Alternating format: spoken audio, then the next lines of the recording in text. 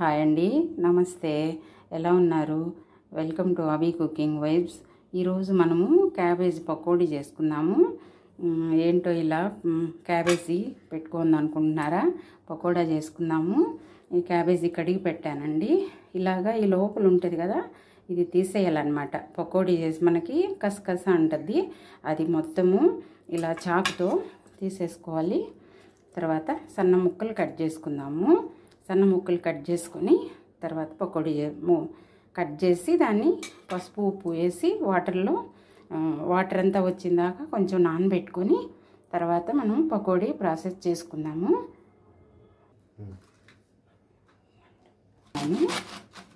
సన్నగా పొడవుగా కట్ చేసుకుని సన్నగా కట్ చేసుకున్నాము.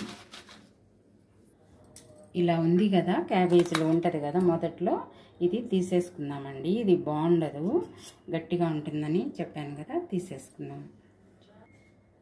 ఇలా కట్ చేసుకున్నాం కదా ముక్కలు. ఇప్పుడు కొంచెం 1/2 స్పూన్ సాల్ట్, కొంచెం పసుపు వేసి ఇలా మొత్తం కలిపేసి 1/2 అవర్ నానబెట్టేద్దాము.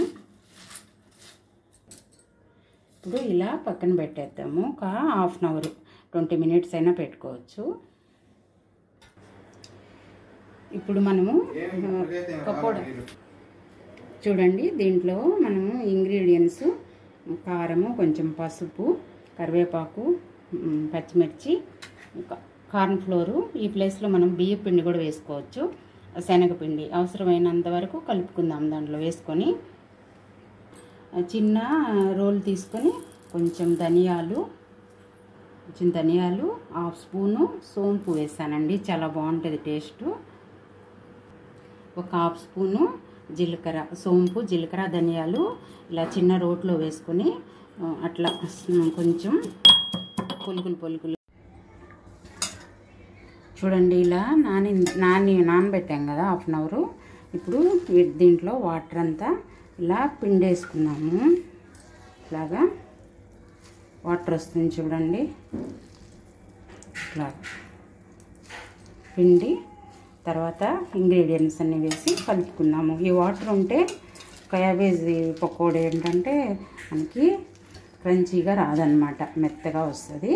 అందుకని వాటర్ తీసేయాలి. ఇలాగా మొత్తం పిండేసుకున్నాము. చూడండి ఇలా వాటర్ ఎట్లా వస్తుందో చూడండి. 1/2 స్పూను అల్లం వెల్లుల్లి పేస్ట్ వేసుకున్నాము. ఇందాక కొంచెం వేసుకున్నాం కదా, ఇప్పుడు ఒక 1/4 టీ స్పూన్ వేస్తున్నాను. చూసి మళ్ళీ లాస్ట్లో వేసుకుందాము. అల్లం వెల్లుల్లి పేస్టు, కారము మన టేస్ట్ని బట్టండి. కొంచెము పచ్చిమిర్చి కూడా వేసుకున్నాము. కొంచెం పసుపు, ఇందాక కూడా వేసాం కదా, ఇప్పుడు కూడా కొంచెం వేసుకున్నాము. తర్వాత కరివేపాకు, ఇందాక మనము క్రష్ చేసి పెట్టుకున్నాం కదా ధనియాలు, జీలకర్ర, సోంపు, అవి వేసేద్దాము. సోంపు చాలా టేస్ట్గా ఉంటుందండి. సోంపు వేసుకుంటే మన హెల్త్కి కూడా మంచిదే కదా. ఇలాగా వేసి మొత్తము కలిపేసుకుందాం. ఇలాగా మొత్తము కలిపేసుకున్నాము. చూడండి, బాగా ఈ ఉప్పు కారం అన్నీ కలిసిపోయేటట్టు కలిపేసుకున్నాం బాగా. మసాలాలు, శనగపిండి వేసుకుందామండి. మనకి ఎంత అవసరమో తెలిసిపోతుంది కదా. ఇట్లా కలిపేసుకున్నాము.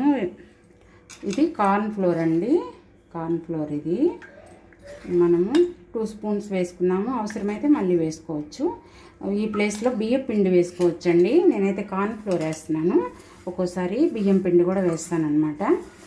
బియ్యం పిండి కూడా బాగుంటుంది. ఈరోజైతే కార్న్ ఫ్లోర్ వేసాను. చూడండి ఇలా మనకి కొంచెం పకోడీ పిండిలాగా వచ్చేసింది కదా. కొంచెము 1 స్పూను శనగపిండి వేసుకున్నాము. సరిపోయిందండి. కొంచెం అంటే దాంట్లో వాటర్ ఏమి వేయకూడదండి. మనము ఆ వాటరే సరిపోతుంది, క్యాబేజీలో ఉండే వాటరే సరిపోద్ది అనమాట. చూడండి ఇలా వచ్చేసింది కదా క్యాబేజీ పిండిలాగా, పకోడీ పిండిలాగా.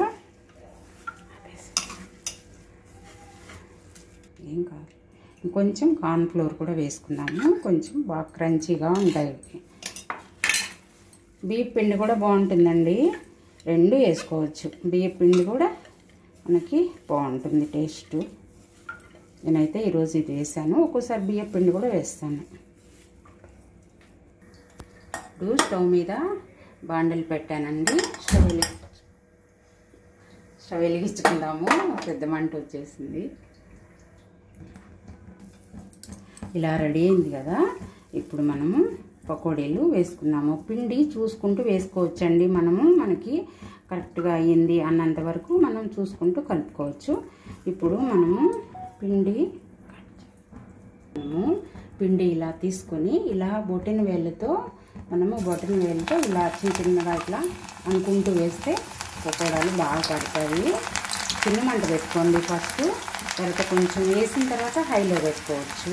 వేసేటప్పుడు మనకి చెయ్యి హీట్ కూడా లేకుండా ఉంటుందన్నమాట. ఇలా చిన్న మంట పెట్టుకొని ఫస్ట్ నూనె కాగిన తర్వాత ఇలా వేసేసుకుని మళ్ళీ హై మంట పెట్టుకోవచ్చు. చూడండి ఇలా వేయించుకున్నాము, ఇలా బ్రౌన్ కలర్లో వచ్చేదాకా వేయించుకున్నాము.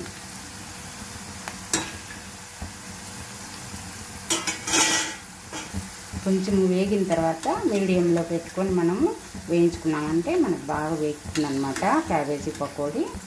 ఇలాగా ఇలా వేగిపోయింది చూడండి బ్రౌన్ కలర్లో. ఇంకొక వాయి వేసుకున్నాము, ఇది ప్లేట్లో పెట్టేస్తాము.